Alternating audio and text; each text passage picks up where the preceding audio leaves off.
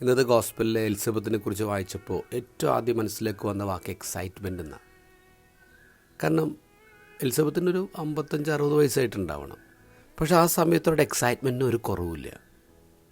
എല്ലാ തരത്തിലും എക്സൈറ്റ്മെൻറ്റ് നമ്മൾ കാണുന്നുണ്ട്. എക്സൈറ്റ്മെൻറ്റ് ടു മേക്ക് ലവ്, അതുകൊണ്ടാണല്ലോ ആ പ്രായത്തിലൊരു കുട്ടി ഉണ്ടാവുന്നത്.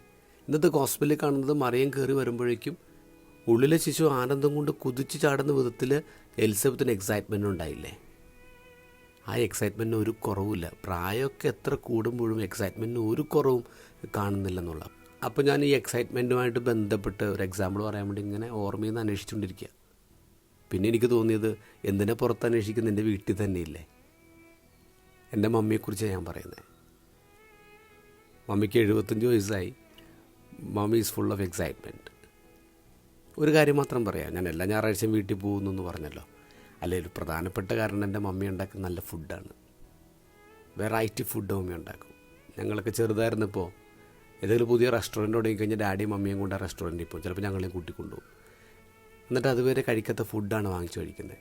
അത് കഴിഞ്ഞ് പിന്നെ മമ്മി വീട്ടിൽ വന്ന് ഏറ്റവും ആദ്യം ആ കഴിച്ച ഫുഡ് ഉണ്ടാക്കും. ആദ്യം ശരിയാവണമെന്നില്ല, പക്ഷെ അത് ശരിയാകും വരെ മമ്മി ഉണ്ടാക്കും.